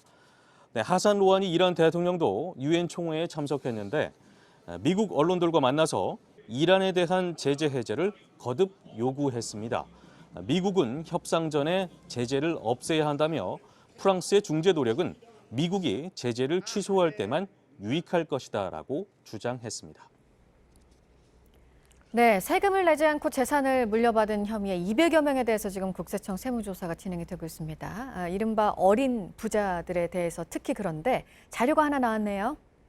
네, 그렇습니다. 국세청이 민주당 의원실에 자료를 냈습니다. 김정우 의원실에 제출한 자료인데요. 2017년 미성년자에 증여된 재산이 1조 272억 원으로 집계됐고요. 증여 건수는 7천여 건으로 나타났습니다. 현재까지 잡힌 통계 수치에 따르면 1조 원을 넘어선 것은 처음입니다. 이 가운데 돌도 지나지 않은 만 0세의 평균 증여 재산은 1억 원을 넘어섰습니다. 최근 5년간 증여된 재산의 종류는 금융자산이 가장 많았고 부동산이 그 뒤를 이었습니다. 다음은 지난 50여 년간 노점상이 많아서 혼잡했던 지역입니다. 영등포역 일대가 다시 탄생했다라는 소식입니다. 거리가게 허가제 시범사업 1호 지역인 영등포 영중로 개선 공사가 마무리돼서 오늘 준공식을 연다고 서울시가 오늘 아침에 밝혔습니다. 서울시는 앞으로 영중로 외에 중랑구 태능시장과 동대문구 재기역 등으로 거리가게 허가제를 확대 시행한다라는 계획입니다. 네, 지금까지 아침엔 지금 JTBC 안태훈입니다. 문재인 대통령이 우리 시간 오늘 새벽 뉴욕 유엔 총회에서 연설을 했습니다. 비무장지대 DMZ를 국제평화지대로 만들자고 제안했습니다. 그러면서 전쟁 불용과 상호 간의 안전 보장, 공동 번영 등 한반도 문제를 풀기 위한 3대 원칙도 밝혔습니다. 문재인 대통령은 앞서 어제는 트럼프 대통령과 9번째 정상회담을 했습니다. 박원곤 한동대 국제지역학과 교수 자리 함께했습니다. 어서 오십시오. 네, 안녕하세요. 네, 오늘 짚어봐야 할 내용들이 꽤 많습니다. 예. 일단 오늘 유엔 총회에서 연설했던 내용입니다. 비무장지대를 국제평화지대로 만들자. 이 같은 제안에 대해서 어떻게 생각하십니까? 뭐 3대 원칙 방금 말씀하신 네. 것처럼 천명을 했고요. 그것을 이제 구체화하는 조치로서 DMZ를 이제 평화지대화, 근데 그냥 평화지대화가 아니라 국제평화지대화를 만들자라고 얘기를 했습니다. 네. 왜냐하면 지금 유엔 연설이기 때문에 아무래도 유엔의 역할을 부여하는 것이 중요하고 그 내용들을 보면은 단순히 말씀드린 것처럼 그냥 남북 간의 어떤 평화지 대화를 하는 것이 아니라 유엔 기구라든지 또 군축, 유엔 PKO 같은 역할을 할 수 있는 시설들을 DMZ에 같이 집어넣어서 국제 평화지 대화를 만든다라는 것이죠. 뭐 몇 가지 의미가 있습니다만 첫 번째는 1차적으로 그것을 통해서 체제 안전 보장, 북한이 계속 얘기를 하고 있는 체제 안전 보장에 일종의 기여를 할 수 있다라는 판단을 우리 정부가 한 것 같습니다. DMZ 안에 그렇게 국제기가 들어와 있다면은 네. 남북 간에 또 한반도의 어떤 군사적인 이 행동의 가능성이 매우 낮아지죠. 그런 면에서 고민을 했다라고 생각이 되고요. 두 번째는 지금 지난 2차 하노이 정상회담 이후에 북한이 계속 한국과의 관계를 배제하고 있지 않습니까? 그러니까 이런 상황에서 북한한테도 뭔가 좀 유익을 줄 수 있는 제안을 해야 되는데 이 DMZ에 특히 문 대통령이 얘기했던 지뢰 제거가 있습니다. 네. 38만 말의 그렇죠. 지뢰 제거. 그 지뢰를 제거를 하는 것은 북한의 입장에서도 상당히 자신들에게도 유리하다라고 판단을 할 여지가 있는 것이거든요. 그래서 그런 것들을 종합적으로 판단해서 제안을 했다라고 생각이 됩니다. 예, 남과 북이 함께 지뢰를 제거하는 작업에 대해서는 의견의 일치를 보지 않았습니까? 그래서 뭐 시작을 하기도 했었는데 거기에 국제사회까지 같이 힘을 합한다면 상징적인 의미가 클 것 같습니다. 상징적인 의미도 크고요. 제가 네. 이제 북한이 그것에 관심을 갖고 있다라고 하는 게 한국전 이후에 북한이 일종의 작전 계획을 세울 때 한국을 이 전격적으로 기습적으로 공격을 하는 것이 중요하다. 그들의 여전히 작전 계획을 네. 갖고 있습니다. 그런 면에서 이 지뢰라는 것이 한미 동맹이 이제 그 매설을 한 거거든요. 북한의 그런 일종의 공격을 방지하고 또 억제하기 위해서 그러니까 그런 측면에서 지뢰를 제거한다라는 것은 의미가 있고 또 하나는 뭐 문 대통령도 밝혔습니다만 지뢰 제거를 38만 발을 다 하는데 무려 15년이라는 네. 엄청난 세월이 걸리거든요. 이것은 남북 간만에 가능한 것은 아니고 국제사회가 같이 협력을 해야 되니까 이 과정을 통해서 DMZ에 대한 국제사회의 그런 협력을 같이 이렇게 뭐 같이 할 수 있는 그런 기회로 삼겠다라는 의지도 있다고 봅니다. 네, 이제 제안을 했으니까 북한과 국제사회가 문재인 대통령의 제안에 응답할 때가 됐습니다. 어떤 반응이 있을 것으로 보십니까? 뭐 일단은 북한이 말씀드린 것처럼 계속 한국을 배제하고 있는 이런 상황이기 때문에 뭐 당장의 어떤 호응이 오기는 힘들다라고 판단이 되고요. 1차적으로는 제 판단은 이제 유엔 정상회의가 다 끝나고 난 후에 그 다음에 북한과 미국 사이에 실무회담이 이루어질 가능성이 있습니다. 그 실무회담의 진전 여부 또 실무회담에서 어떻게 구체적으로 미국과 북한 사이의 비핵화에 대한 그런 그 접근과 협의를 이뤄내느냐에 따라서 남북 관계도 거기에 따라서 지금 좀 조정이 될 가능성이 있거든요. 그래서 만약 그것이 잘 진행이 된다면 뭐 오늘 문 대통령이 제안했던 원칙들, 특히 첫 번째 원칙 같은 경우에 네. 전쟁 불연, 거기에는 종전 선언도 포함되어 있거든요. 그런 것도 같이 일종의 상응 조치로 고려될 여지는 있다라고 봅니다. 네. 북한의 체제 안전 보장과 관련해서 얘기가 나오는 것들이 뭐 그동안에 계속 나왔던 것은 북한과 미국 간의 연락사무소 설치, 그다음에 북미 수교를 위한 뭐 협상 시작 뭐 이런 내용과 함께 또 하나가 있었던 것이 불가침 선언이잖아요. 네. 이 부분에 대해서 앞으로 진행될 북미 간의 비핵화 실무 협상에서 어느 정도의 결실을 맺을 수 있을 것으로 보십니까? 이미 한미 정상회담에서 약간의 얘기가 나왔다고 네. 물론 체제 안전 보장 전체를 한미 정상이 논의하지는 않았다라고 얘기를 하긴 합니다만 무력 불사용에 대해서는 얘기가 나왔다라고 하죠. 이 체제 안전 보장안이 중요한 것이 지금 북한이 2차 하노이 정상회담이 결렬된 이후에 체제 안전 보장을 계속 얘기를 하고 있습니다. 네. 그러니까 일종의 자신들이 그 비핵화에 대한 진전된 조치를 할 경우에 거기에 상응하는 체제 안전 보장을 갖고 와라라는 것이 지금 북한의 요구거든요. 다만 어떤 수준의 체제 안전 보장을 북한이 요구하는지 지금 말씀드린 것들은 사실은 지난번부터 계속 얘기가 됐던 것들입니다. 근데 북한은 제 판단에 그 이상을 지금 요구하고 있다고 생각이 되거든요. 1차적으로는 비교적 알 수 있는 것은 연합훈련의 영구 중단, 네. 그 전략자산의 영구 중단, 전개 중단. 그것은 북한이 지난 몇 달 동안 꾸준히 공식 매체를 통해서 수도 없이 얘기를 했기 때문에 그것을 체제 안전 보장으로 연결돼서 요구할 가능성은 있고요. 근데 거기에 더불어서 어느 수준까지 갈지는 좀 두고 봐야 된다라고 생각이 됩니다. 어제 문재인 대통령과 트럼프 대통령의 9번째 정상회담에서 관심을 모았던 것은 과연 트럼프 대통령이 북한 비핵화와 관련된 새로운 방법론을 제시할 것이냐 이 부분입니다. 근데 일단 외부적으로 발표된 회담 결과에 따르면 언급이 없었다고 하거든요. 어떻게 생각하십니까? 뭐 저는 어느 정도 예상은 했습니다. 네. 왜냐하면 지금 곧 그 북미 간의 실무회담이 열리지 않습니까? 이런 상황에서 서로 간의 협상력을 지금 강화할 시기이기 때문에 북한에 대해서 미국이 갖고 있는 카드를 미리 보여주진 않겠죠. 지금 북한도 마찬가지입니다. 그래서 북한도 공식 매체를 통해서 나오는 메시지를 보면 자신들의 입장을 오히려 강화하고 미국이 양보해라. 미국도 지금 비슷한 입장을 얘기를 하고 있거든요. 어저께 트럼프 대통령도 그렇기 때문에 경제 제재는 계속 유지가 되고 있고 오히려 강화가 되고 있다.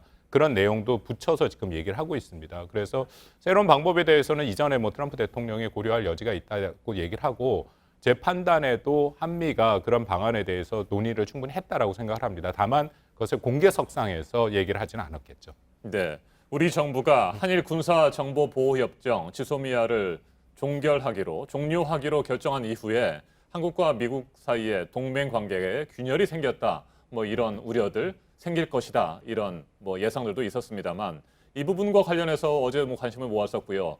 회담 결과 발표에서 한미 동맹은 공고하다 이 부분을 발표를 했습니다. 실제로 제가 질문을 드리고 싶은 것은 지소미아 종료 결정 이후에 한미 동맹 간에 균열이 있었습니까? 아니면 그게 있었다고 한다면 어제 회담으로서 그런 부분들이 문제가 해결됐다고 보십니까? 지소미아 이후에 한미 간의 이견이 분명히 있었죠. 네. 왜냐하면 미국 국무부와 국방부에서 공식적으로 나온 한 일주일 동안 계속 메시지가 나왔습니다만 굉장히 강하고 거친 그런 어조로 한국에 대해서 비판한 것은 사실입니다. 그렇다면 이것은 한미 동맹에 문제가 있다라고 보는 것이 맞고요. 다만 어저께 트럼프 대통령과의 정상회담에서 이 지소미아 문제가 저는 나오지 않을 거라고 생각을 했습니다. 왜냐하면 이 지소미아 문제도 그렇고 지소미아가 사실 한일 갈등, 일본의 경제 보복으로 시작된 거 아닙니까? 근데 트럼프 대통령은 이 한일 갈등과 지소미아에 대해서 공개적으로 얘기한 적이 거의 없습니다. 딱 한 번 얘기한 적이 있었는데 문 대통령과 좋은 관계다. 어떻게 될지 보겠다. 그 정도 수준이었거든요. 뭐 트럼프 대통령의 대외 정책 운영은 이미 잘 알려져 있죠. 손익 계산을 하는 사람이기 때문에. 그래서 이 지소미아가 한국에 의해서 중단된 것이 미국한테 어떤 손해와 이익을 갖고 올 수 있는가. 제 생각에 그 계산을 먼저 했다라고 생각이 되거든요. 그래서 어저께 그 얘기를 꺼내기 전에 이미 우리 한국 정부가 그 문제에 대해서는 사전 정지 작업을 좀 했다. 특히 백악관을 상대로는 했다라고 판단이 되고 특히 방위 분담 협상과 지소미아와 관련돼서 우리 대통령이 지난 10년간 한국이 그 구매한 미국의 무기 그리고 앞으로 3년간 그 구매할 무기에 대해서 계획에 대해서 지금 얘기를 했다라고 하지 않았습니까? 그런 측면에서는 트럼프 대통령은 만족을 했겠죠. 근데 한 가지 제가 꼭 드리고 싶은 말씀은 이게 대통령이 만족했다 하더라도 관료들은 지금 여전히 거기에 대해서 불편한 마음이 미국 관료들이 분명히 있습니다. 후속 작업을 해야죠. 그러니까 이번 정상회담을 통해서 정상 간에는 어느 정도 한미 간의 균열의 목소리를 잠재운 것은 사실인데 이 관료들, 특히 뭐 국무부나 국방부의 관료들을 상대로 우리 정부가 계속 후속 조치로 적극적으로 얘기를 할 필요가 있다고 생각을 합니다. 네, 트럼프 대통령과 김정은 위원장이 지난 6월 말 판문점에서 만난 직후 앞으로 2, 3주 안에 비핵화 실무 협상이 재개될 것이다 이런 얘기가 나왔습니다. 그로부터 3개월 가까이 흘렀고요. 또 최근에도 2, 3주 안에 또 열릴 것이다 이런 얘기가 나오는데 어떻게 전망하세요? 원래는 이번 주 정도로 열릴 거로 생각했는데 지금 유엔 이 회의 때문에 아마 좀 미뤄졌다고 생각이 되고요. 북한 대표 유엔 연설이 30일로 지금 예정되어 있는 것으로 알고 있습니다. 네. 제 생각에 아마 그 실무회담은 거의 열릴 거고요. 왜냐하면 북한이 실무회담을 할 때 수용을 할 때 어떤 전제 조건을 건 건 아닙니다. 여러 가지 새로운 방법을 미국이 갖고 와서 실무회담에서 한번 얘기를 하자. 그렇기 때문에 한 10월 초 정도에는 그 열릴 가능성이 있다고 봅니다. 알겠습니다. 지금까지 박원곤 한동대 국제지역학과 교수였습니다. 말씀 잘 들었습니다. 네, 감사합니다. 연세대학교 총학생회가 류석춘 교수의 파면을 촉구했습니다. 류 교수의 전공 수업은 중단됐는데 어제 교양 수업은 예정대로 진행됐습니다. 류 교수는 해당 발언은 오해였다고 해명했지만 학생들의 반발은 더욱 커지고 있습니다. 하예빈 기자입니다. 연세대학교 총학생회는 류 교수를 규탄하는 입장문을 발표했습니다. 대학 본부에 류 교수에 대한 파면을 요구했고 류 교수 스스로 학생과 위안부 피해자에게 사과하라고 요구했습니다. 학문의 자유를 벗어나는 망언의 성격이 있다 이렇게 생각을 하게 됐고 학생 상대로 한 성희롱도 분명히 존재를 했어서 파면 요구를 하게 되었습니다. 학내 곳곳에 대자보가 붙었습니다. 류 교수가 사과해야 하는 건 맞지만 파면은 과하다는 주장도 학생 일부에서 나왔습니다. 류 교수는 4시에 예정돼 있던 교양 수업에 나왔습니다. 총학생의 입장 나온 거 관련해서 교수님 얘기 총학생의 입장이 뭔지 내가 모릅니다. 혹시 여학생한테 한번 사과할 생각 있으십니까? 드릴 말씀이 없습니다. 지금. 수강생 40여 명 중 대부분이 수업에 참여했습니다. 류 교수는 수업에서 내가 공부한 것에 대한 생각이 있다면서 매춘을 권유했다는 건 오해라고 해명했습니다. 수업을 마친 류 교수는 취재진에게 발언한 의도와 사람들이 받아들인 결과가 극명하게 다르다고도 말했습니다. 하지만 학생들의 반발은 더 강해지고 있습니다. 총학생회는 단과대 학생들과 함께 연대체를 꾸려 강경하게 대응하기로 했습니다. JTBC 하혜빈입니다.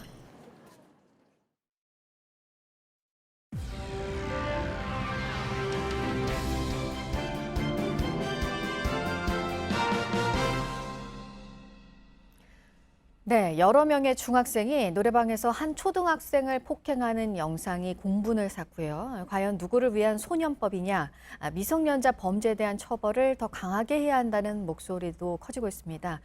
좀 신중하게 접근해야 할 문제이기도 하죠. 오늘 든든한 법에서 짚어보도록 하겠습니다. 박지훈 변호사가 나왔습니다. 어서 오세요. 안녕하세요. 네, 이 사건이요. 중학생 2006년생이에요. 이제 한 살 미친 초등학생을 폭행을 했는데 이제 분노를 일으킨 게 한 학생은 태연하게 옆에서 노래를 부릅니다.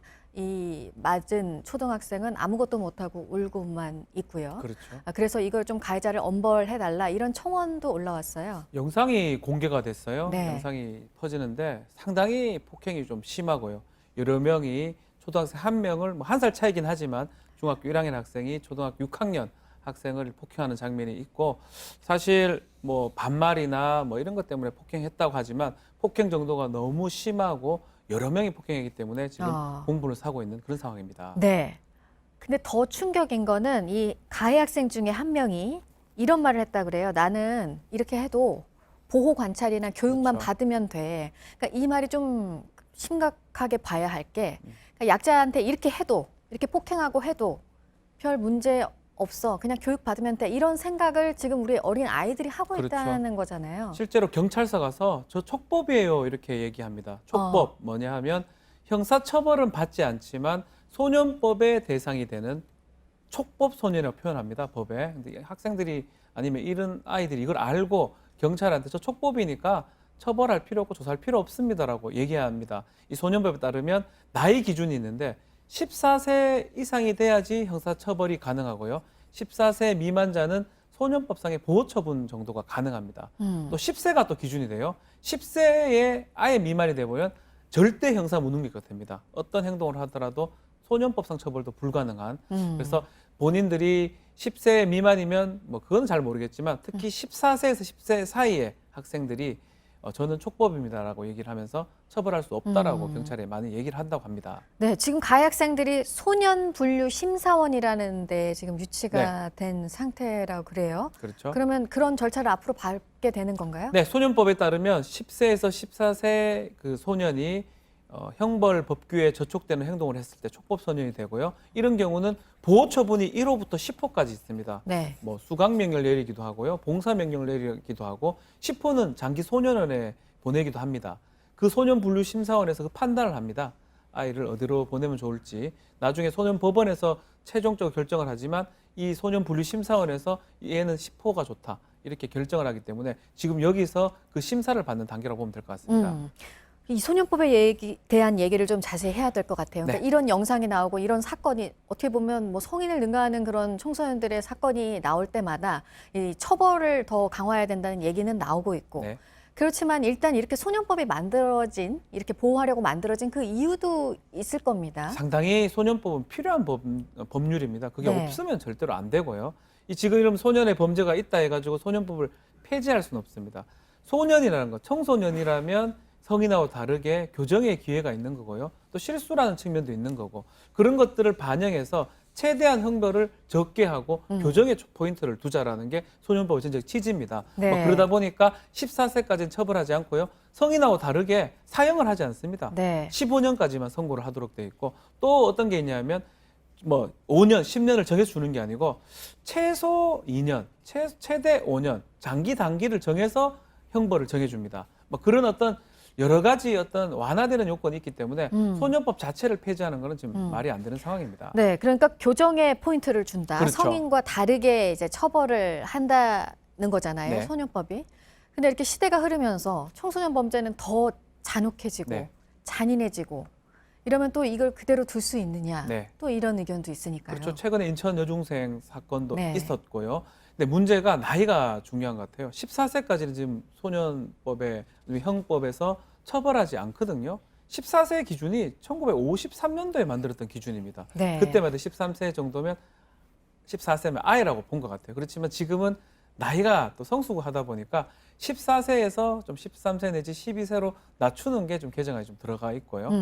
외국 입법도 12세가 좀 많습니다. 그것도 한번 고려가 돼야 되고 또 너무나 흉폭한 범죄라 그러면 뭐 사형 무기까지는 안 가지만 한 20년 이상의 징역이 가능하게 돼야 되지 않을까 이렇게 논의가 전개되고 있습니다. 네. 그럼 지금 이게 개정안, 네. 법 개정이 추진되고 있는 게 연령 기준을 낮추는 그 정도로 법 개정이 추진이 되고 있는 네, 건가요? 여러 가지 내용이 있지만 소년법의 전체적 취지를 뭐 건드리지는 않습니다. 네, 네. 그런데 중요한 거는 나이를 조금 내린다는 거죠. 그래서 계속 말하지만 중요한 게 14세예요. 지금 중학교 1학년생 아니면 생일 지나지는 2학년생.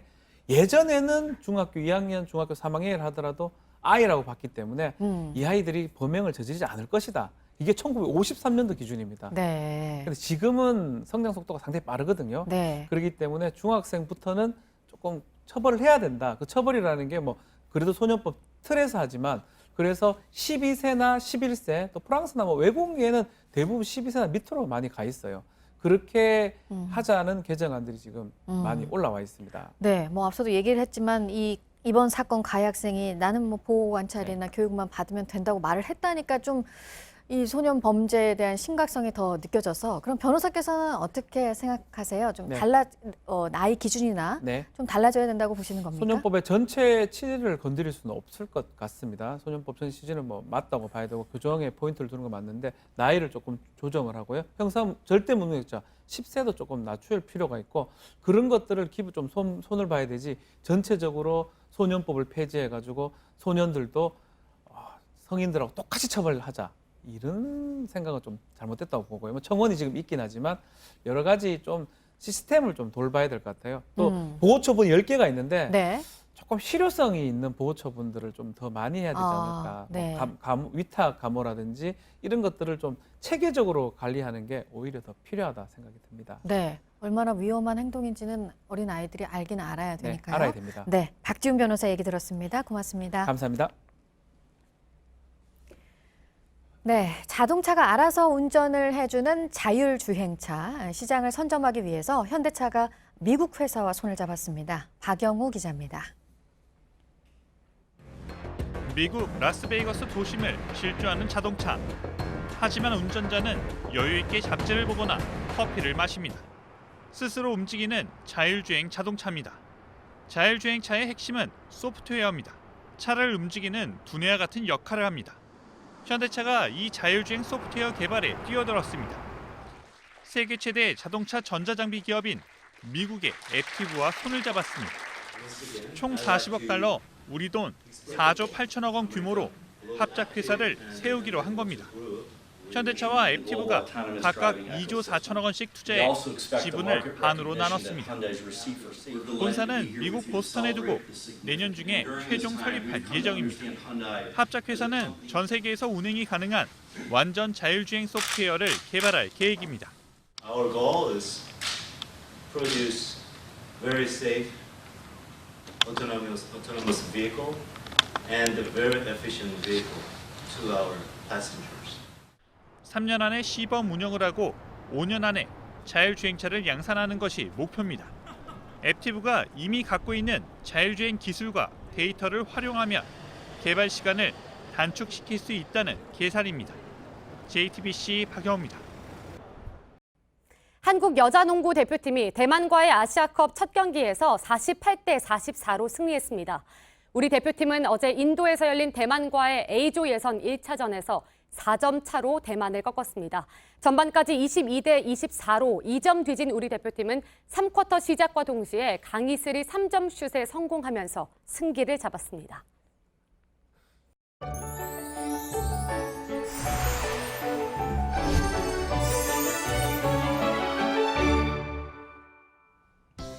오늘도 전국이 맑은 가운데 가끔 구름 많겠습니다. 현재 남부지방으로만 간간히 구름 지나는 모습이고요. 공기도 깨끗해서 청명한 하늘 펼쳐져 있습니다. 계속해서 일교차도 크죠. 아침 저녁으로는 쌀쌀하고 낮에는 평년 기온 웃돌면서 오늘 내륙 지역 중심으로 기온이 10도 이상 크게 벌어지겠습니다. 현재 출근길 곳곳 아침 안개가 짙게 끼어 있습니다. 전북 장수와 경기도 이천의 가시거리 120m 등으로 무척 짧아져 있습니다. 오늘 아침까지 강원 산지와 경북 북동 산지에는 서리가 내리는 곳이 있겠습니다. 농작물 관리에 유의하시기 바랍니다. 낮 동안 서울이 27도, 전주와 대구 26도, 광주가 25도로 어제와 비슷하거나 조금 더 오르겠고요. 북한도 북부 일부 지역을 제외하고는 우리나라와 비슷하겠습니다. 내일 오후 제주를 시작으로 금요일과 토요일 충청 이남 지역에 비 소식 들어있습니다. 기상정보였습니다. 아침엔 뉴스워치, 오늘 하루 관심을 가지고 지켜봐야 할, 기억해야 할 뉴스 끝으로 정리해드립니다. 문재인 대통령이 한반도의 비무장지대 DMZ를 국제평화지대로 만들자고 제안했습니다. 문 대통령은 유엔 총회 연설을 통해 남과 북 국제사회가 함께 비무장지대를 한반도 번영을 설계할 수 있는 공간으로 바꾸자고 강조했습니다. 그러면서 국제평화지대 구축은 북한의 안전을 제도적이고 현실적으로 보장하게 되고 한국도 항구적인 평화를 얻게 될 것이라고 설명했습니다. 트럼프 미국 대통령은 유엔 총회 연설에서 북한의 엄청난 잠재력을 또 한 번 말하며 이를 실현하기 위해 북한이 비핵화를 해야 한다고 말했습니다. 새 방법론에 대한 언급은 이번에도 없었습니다.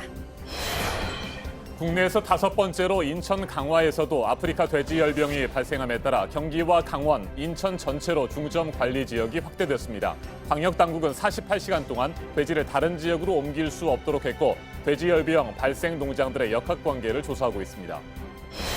파키스탄 북부에서 규모 5.8의 지진이나 주택과 송신탑 등이 무너지고 갈라진 도로 사이로 차량들이 빨려 들어갔습니다. 20여 명이 숨지고 300여 명이 부상을 입었습니다. 오늘 전해드릴 소식은 여기까지입니다. 이상으로 JTBC 뉴스 아침엔 수요일 순서 모두 마치겠습니다.